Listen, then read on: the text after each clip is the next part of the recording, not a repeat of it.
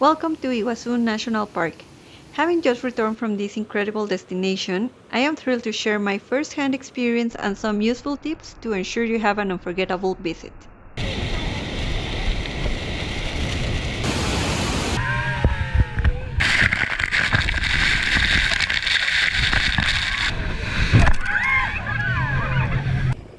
First things first, getting to the Brazilian side of Iguazu Falls. If you are flying in, Foz do Iguaçu International Airport is just a short drive from the park entrance. Taxis and shuttle services are readily available at the airport. In our case, our original flight was changed and we didn't know any of that until we arrived to the airport in Rio de Janeiro. So we ended up arriving to Iguazu super late, around 12 or 1 p.m. that day, when originally our plan was to arrive around 9 a.m. and leave the same day to Mexico. So after landing, we hurried to take a taxi from the airport to the Iguazu National Park, hoping that we could make the complete tour in just 4 hours. Upon arrival, you'll need to purchase your entrance ticket. As of my visit, the cost for foreign visitors was around $14, but prices can vary, so it's best to check the latest rates on the official website. So, immediately after getting off the taxi, a very kind lady approached us and gave us all the information that we needed. She helped us to buy the correct tickets and took us to the lockers.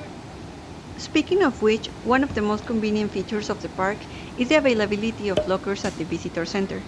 These are perfect for storing your belongings while you explore.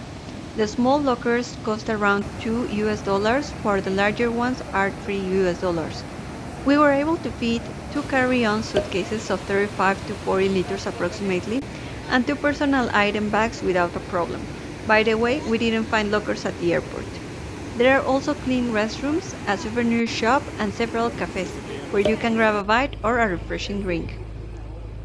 To reach the falls, you'll board a double-decker bus that takes you through the park. The bus ride is included in the entrance fee and offers several stops along the way. I recommend getting off at the first stop to begin your adventure. The main trail on the Brazilian side is the Trilhas das Cataratas Falls Trail. This 1.5-kilometer trail, which is approximately 1 mile, offers spectacular panoramic views of the falls. It's an easy, well-paved path suitable for all ages and fitness levels. Along the way, you'll encounter several viewing platforms where you can take in the breathtaking scenery and snap some fantastic photos.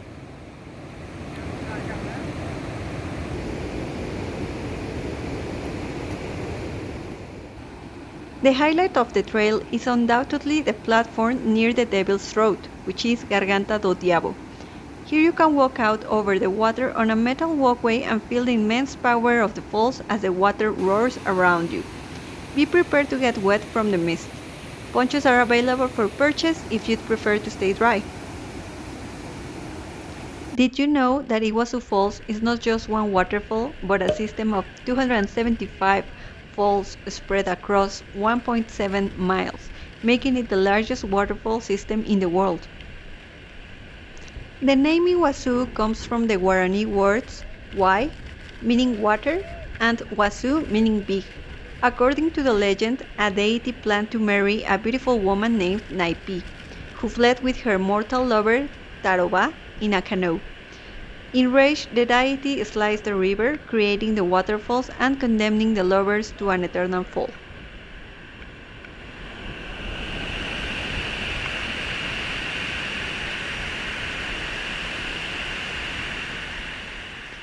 The falls are located on the border between Brazil and Argentina, with both countries offering different and unique perspectives. Argentina has the majority of the falls, while Brazil offers the most panoramic views. The constant spray and mist from the falls create stunning rainbows that can be seen throughout the day, making it a paradise for photographers and nature lovers. Iguazu Falls is located within the Iguazu National Park, which is a UNESCO World Heritage Site.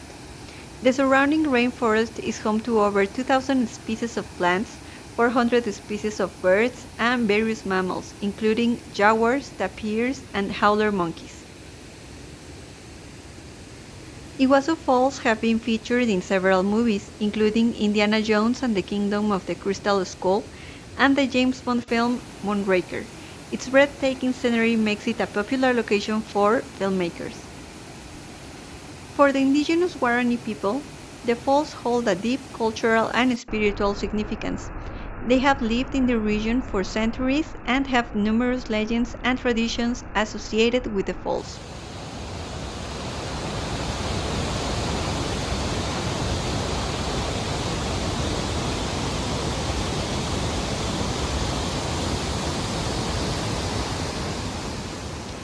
Keep your eyes peeled for wildlife. The park is home to a variety of animals, including coatis, monkeys, and countless bird species. Remember not to feed the animals as they can become aggressive. For a more in-depth experience, consider joining a guided tour. Many tours offer knowledgeable guides who can provide fascinating insight into the story, geology, and ecology of the falls. Prices for these tours vary, typically starting around $10 per person. If you're looking for an adrenaline rush, the Macuco Safari boat ride is a must-do. This adventure takes you on an exhilarating boat ride right up to the base of the falls. Tickets for the Macuco Safari are around $50 and can be purchased at the visitor center or online in advance. By the way, you can also find small lockers in this part of the park. Visiting Iguazu Falls was definitely one of my favorite activities. In Rio de Janeiro, I did hang gliding. In Sao Paulo, I went to Formula E Sao Paulo E-Prix, and all of that was nice. But Iguazu Waterfalls definitely was the best of the best. It has no comparison. In Mexico, we also have waterfalls, but none of the waterfalls over there is as impressive as this one. I have no words to describe how beautiful Iguazu is. I would like to make some recommendations for your trip. First of all, I recommend to wear comfortable clothes. As you saw in the video, many tourists went really fashionable and everything, but I doubt that they look perfect in their pictures. You are going to get completely wet from head to toe. There's no other way around it. If you're a woman, you can wear a swimwear and then you can complement with a short or a mini skirt. Don't forget to bring a cap to protect yourself from the sun, as well as sunglasses. Wear sunscreen. It will be better if it's an ecological sunscreen, obviously. About the shoes, you can bring tennis, normal sneakers to walk the trail, and when you go to the boat, you can wear flip-flops. So there's a locker in the boat area, so you can leave your sneakers and your bag in that locker, then you wear your flip-flops, and then after the activity, you get dressed again. Or if you are like me, like you don't want to carry a lot of stuff, then you can bring these shoes that are for water or sandals. If you didn't bring flip-flops or any of these shoes and just normal shoes, they allow you to go to the boat without shoes. You will be barefoot, but it's just a short walk to the boat, so there's no problem with that. Don't forget a protection case for your cell phone and your wallet. After the boat activity or after the trail of the waterfalls, you're going to get super wet, so I also recommend to bring a towel, but not a normal towel, the towels that you use for the gym or to go to for swimming or traveling. These kind of towels that are super light. So those are my recommendations. As you can see, the boat activity was super fun. I thought we were going to fall to the water many times, but the activity is super secure. I even saw kids, so I think it's an activity for all the family.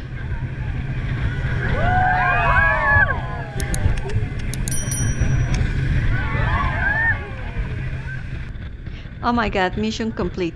So we walked at a normal pace, not too fast and not too slow, and we were able to do the trail, the tour about plants, and the boat.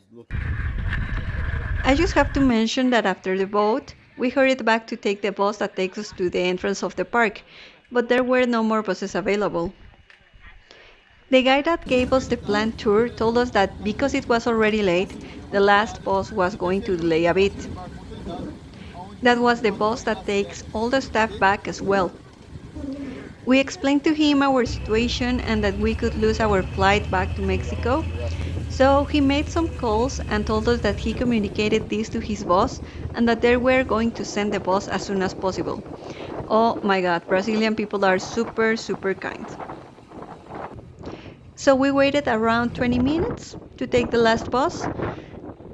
Then that same guy took us to a taxi driven by his friend to the airport.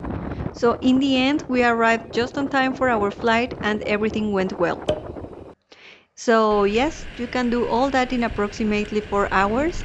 Of course, I recommend you to arrive early, but if that's not possible, well, now you know you can do it.